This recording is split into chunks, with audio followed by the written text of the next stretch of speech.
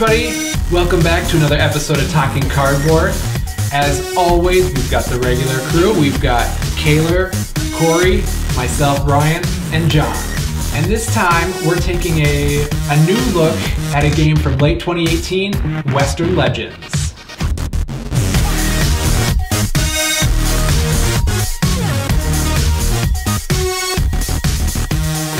John, how about you describe a little bit of the mechanism of this? Because for once, he taught the rest of us how to play a game. I think I was sleeping when we learned the rules for this. Remember, you have video? Yeah, John. Whatever, I'll give you the quick rundown overview of what this game is. Basically, 2 to 6 players. Each player is taking the role of like a historic figure from, the Western era. And then your objective is to gain legendary points either by, rustling up cattle, selling them off to the market. You can rob other players, arrest players that are wanted. You can become a marshal or a wanted criminal. There's really a lot of avenues for winning this game, and you play to a set number of points, and once someone reaches that limit, you all take one more turn, and then whoever has scored the highest wins.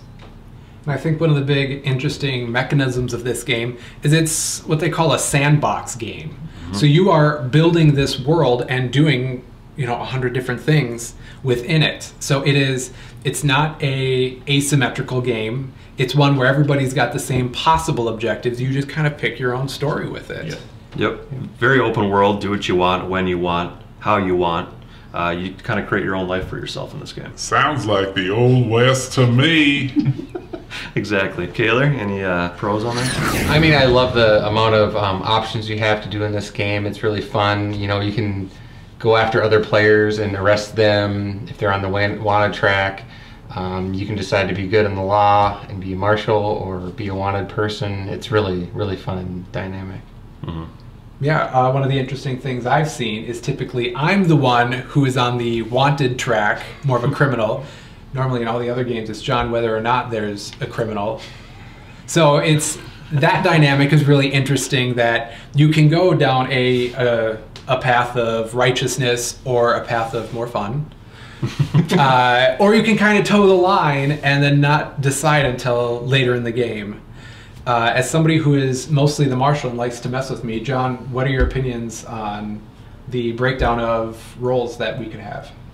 I really like it. I mean, being, the good guy and helping the marshal service, it's pretty entertaining. I mean, you can go out and you can defeat the bandits that spawn out on the outskirts of the towns. That'll give you some more points. Anytime a wanted player kind of springs up and is they get a certain number of points each turn depending how wanted they are, so it's kind of in your best interest to either sick the sheriff on them or go out and arrest them, and I think that's really thematic and cool. And I mean, the combat system itself is it's easy, but it makes sense and it's fun. I mean, you're basically just doing high card out of a deck of cards. Pretty deterministic combat where you've got the high card out of your hand and you play them face down, turn them up, and that's who wins the fight. That's kind of what I found is to be not the fighting side as much, but the marshal and the outlaw is what I found to be my biggest pro with the game and how cool that is. So if you're the outlaw, like John said too, you have almost residual points that you're gaining each turn as you go throughout the game, so you almost have a tag on your head. Everybody's gunning for you because you are getting those points each and every turn up until you get arrested. Yep, and then you lose all the points. Then you lose go back down to 0 on that. Whereas the marshal, if you take the righteous path, you're gaining money as you go, and then you have some end game scoring as well. So it's a little bit more end game focused. But I like the balance between the two. Yeah, Kaylor, what's your favorite part of the game? I 100% agree. I love that you can rob somebody at any time. You can, go after bandits, which will just help you on the legendary points. But yeah, that's pretty much it. Okay. John, do you have anything neutral about the game? Kind of think, the PvP aspect I'm a little neutral on. I mean, I think they did a good job with the wanted and marshal tracks. The only thing is, it seems a lot of our games, more players will be on the marshal track than wanted, so it's always like one person singled out, and I don't know. I feel like there should be maybe more of a balance to that, and I don't know. I think part of that has a little bit of the focus that has to do with your initial starting character too. Yeah. You either start on the wanted track or on the martial track, and that's kind of the path they're trying to lead you down. Where you can differ and vary from that too, but that initial path you almost want to stick to maximize your points that way. And like you said too, I feel like it could be, it might have been kind of fun to have it be a little bit more sandboxy with your decisions and kind of that side of it. Yeah. And for myself, like the neutrality of the PvP, like, I mean, there's nothing really encouraging you to do PvP except for maybe duels to get more points. Otherwise, there's a lot of other ways to get points that are less, getting on the bad side of other players. So, I don't know, maybe there would be more incentives to get people to interact together. Might make the game a little more interesting. One thing I thought was kind of a neutral point was the bandits. They were just kind of stagnant, almost obstacles depending on which route you took. And running into it, you'd duel them right then and there if you ran into them. But I felt that they could have definitely had a better dynamic with the bandits. Yeah. Like we touched on the different roles and being wanted. I actually like that aspect. I like going kind of the darker route and being able to mess with people and rob them and stuff. I wonder how the game would be different if nobody started on that track. No. If everybody's just marshals or stayed neutral. That's That's true. never happened. No. Right. So it's always that there's like one person who is a bandit for sure, and then everybody else is kind of figuring their way out, and then they just go after the bandit. So there's not much incentive to go that way. I know it's kind of a neutral leading towards a con, but let's get to the shadier side of this game. So some of the cons. John, what's one of your cons of Western Legends? I'd say my biggest con is the story card goals. I mean, there's like 80 of these story cards in the game that you split into 2 piles. And as you complete the goal, you have to put your little token on there. And once so many players have played it, it triggers a story arc action, I guess. I don't know what you'd call it, where some random things happen. And they usually are a bonus to the people that helped complete that goal. But out of the 80 cards, there's like maybe 4 or 5 different ones related to like where you end your movement or how much money you spend in the store on a turn. So I feel like that could be more varied just to add some variance to the game. Yeah, I agree. It seems like for a sandbox game, and I know it's got to be hard to do, but there does seem like there are aspects with very limited options, at least in the base game. We haven't played any of the expansions or done a lot of the advanced rules, so this is an initial overview. I mean, for it being a sandbox game, I know it's difficult to put out all the possible avenues, but I do feel like the general store is a little sparse. You have a few different options for weapons, a few different modes of transportation, and then just a few generic supplies. So it doesn't seem like there's a whole lot to be gained. And then once you have something, like what else do you really do? True. Right. So it doesn't make, as somebody who's typically wanted as a bandit, there's only so much incentive to rob people if money can only be used for a few things in the general store, and then also going to the Cabaret. The cabaret.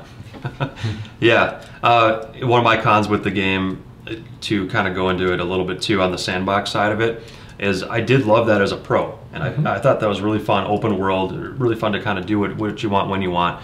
But to go off of that too, it didn't feel like your transportation or your traveling to different parts of this world held much value. It almost seemed like it was almost a secondary thing to move just to kind of get on to the next zone. And once you kind of sat down in that zone, you had to do what was there, otherwise you're not maximizing your actions well enough, I felt. I just felt like there could have been more done with not only just getting better modes of transportation for increased movement, but maybe more options in those little towns, more spaces to do different things. I just felt like it was few and far between with the options of the buildings, in my opinion. Well, we can certainly transition to our ratings of it. So, Kayla, you start with like the replayability. I definitely feel like it has a high replayability. There's a lot of different characters, a lot of different ways you can play this game, a lot of different options of how you can gain legendary points. And I think that'll be increased with the expansions after we pick them up too. Yeah. I mean, along the same lines, replayability is pretty high. We've only explored a few different ways that we can go about winning this game, and every time you play it, even if 2 or 3 people are going the same strategy, the fact that it's PvP, if one person deviates, it can change who wins and how they win. Mm-hmm. And John, I know you've actually won most of the games we've played, so why is it so easy for you? That is a good question. I guess I'm just the best outlaw out there. Oh, but I'm not the outlaw. Dang it. Yeah, so I guess we've seen that it's a lot easier to be the martial side, but you don't have to be the smartest man in the West in order to get a badge for some strange reason. Very thematic, very thematic. Oh, yes. Mhm. Yes. So then, John, you can go with the depth of this game.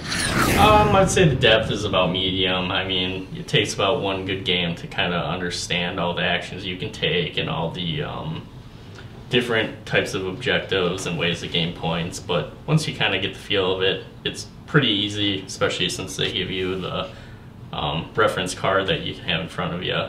So, yeah, say medium. Anybody disagree with that? No, No, I'm it's right pretty there with you. Yeah. Oh, well, I disagree. At least when we were first learning it, we had 2 or 3 people working through it the first time, all just trying to figure out how this game worked. So we weren't even really playing. We were just working cooperatively to figure out what can we do on a turn.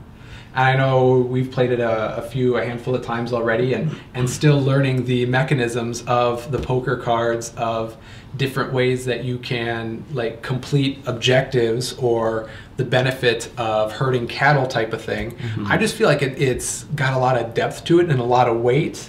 It still is possible to learn, but I feel like it is a much weightier game. Maybe just because I keep finishing in third, but. And I would Because actually you don't listen to me when I tell you the rules. yeah, he doesn't listen very well, but I would actually put that in a separate category that we've never talked about before, and that's almost the clunkiness to the game. I think that some of the convolutedness or some of that could have been streamlined or a little bit laid out a little bit better, not just with a player sheet on what different things did, but maybe have some iconography on the board. And like say like, you know, if you win a fight here, maybe on the bandit spots, just have it right there. Like this is what you get if you win or lose. Just have some more icons or something to help streamline the game. I just felt that was a little bit clunky. So maybe that's where you're feeling it. Yeah. Well then, going off of that, when we're talking about the theme, and I know we had a pre-production meeting and they told me I couldn't do an accent, so I had to keep that out of the theme. But Kaylor, how would you rate the theme within the game? I definitely gave it a high. It's really a fun theme. You know, you feel like you're kind of experiencing the way of the West. Yeah. You can really do anything, you know, someone back then would have, you know, to gain some, you know, notoriety in the city. I mean, you can be a poker player, go to the cabaret, you know, visit the general store, fight bandits, go mine for gold. I mean, Rob the bank. yeah, you can rob the bank, you know. I mean, tons of different options and very Western themed. Mm-hmm. Yeah, and with those objective cards, the little flavor text they give out of those, that is pretty thematic too. Yeah, I was and gonna that say, does that's add good. a little bit of twists to it. And we always find ourselves reading those in a heavy Western accent. Some people stumble over it a little bit more than others, but that's because they're trying way too hard. I really don't think you can go a game without pulling out a Western accent. Oh, yes. It's very Or a hard. Southwest accent. Yep. Yeah. It's just, it just happens, and it's fun that you get so immersed in a game like that. Once you start chewing and spitting, then maybe you're getting a little too into it. Then you got to take it outside, but it's a little too cold out for that right now. One of the expansions. Yeah. It's the spittoon. So, what do we think about the skill versus luck, John? I think it's pretty balanced. I mean, you know, there is some luck involved when you're getting your poker cards and using those for fighting or playing cards.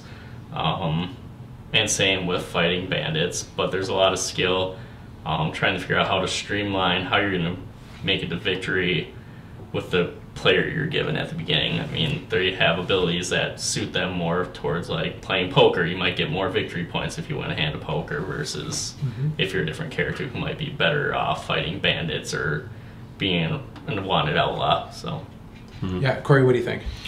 Same thing. I think there is a fairly heavy amount of skill in the game. I think more so with the hand of cards you're dealt to, because not only are the cards poker cards with you can play poker and fight and all that great stuff, but you also have action and reaction cards to know when to use them properly As part of the card. Is part of the card to efficiently structure your turns that way too. So I think that plays into a lot of the skill. So what about the teachability? Kaylor, I know you're the one that always has to learn the most. Well, I'm the one that kind of gauges it based off my 13-year-old, and I give this one definitely a medium just because there is a lot of different aspects and a lot of things you can do on every turn. So there's a lot to. So I think this one would be really difficult for my 13-year-old to grasp. Well, as somebody who has a 13-year-old learning style, John, I noticed that you picked it up pretty quickly. Yes, it wasn't too bad to learn. I mean, like I said before, you get the reference card, you follow that, and you're pretty good to go. Yeah. And I guess I just feel for me. I'm the one that has to tell you people the rules for this. I know. I feel like you're not telling us all the rules because you end up winning. And maybe this is just me, but I feel like I don't get a good enough grasp on the rules if I'm not winning. So the fact that I've been finishing in like second or third, I feel like there's something I'm missing, but maybe it's just me not getting the right strategies to win. Probably. Yeah, because I've read through most of the rule book, and yeah, so it's good. It's well laid out. I just don't think I've mastered the game yet. So I believe there's too much luck in it, in that I don't win. So most people wouldn't agree with that. John, do you want to start with your overall rating? 1 being the lowest, 10 being the best? I give this a 7. I mean, it's a game I'll definitely play. I don't know if the Western theme is my style, but it's still fun. I'm not going to say no to it if it ever comes up, but it's not something, I guess. Yeah. I would give it about an 8. I like it. It's got a really great foundation. Probably with the expansions or some more of the in-depth rules, we could start to add a lot of depth to the game, make it more three-dimensional, and then I would love it even more as I learn how to play it better. So I say it's an 8 right now. What do you think, Corey? For me, I'm at a 6.5 out of 10 at the moment. I usually tend to gravitate more toward the Euro-style point salad type games where you've got all these different strategies you're trying to manipulate to get a ton of points in various ways. And at the moment, I don't feel like there's enough ways to score many points. It just feels too one-dimensional to me at the moment, but I know there's expansions out there. I know there's other content coming out for the game too, and I really think my rating will increase with more content. Yeah, I agree. I gave it a 6.5 also. I agree with everything Corey said. You know, I think once you get to play a little more with more expansions, I definitely could see that rating going up. Excellent. So what do we think about buying it, trying it? Corey, as the one who purchased this game, I mean, we paid you back. We're not slouches, but... Yeah, fairly quickly too, so I appreciate that. But didn't have to rob us. No. I'm going to try before you buy. If the theme is something that you're interested in trying, I would definitely try it. And there's a good chance you'll like it. Sandbox open world style game is something that you don't see too often in the board game industry either. So that'll be something that you'll either love or hate. So I would definitely try it before you buy it, but who knows? It could go either way. Yeah, and I think if you've got a group of friends who want to immerse themselves and really just try it, I think it's a good buy. It's a good buy, but for people who won't get into it, I can definitely see it being more leery and having somebody else buy it and then you kind of try it out. Right. Well, without further ado, this was us here at Talking Cardboard reviewing Western Legends. And until next time, remember, Sneetches get Steeches.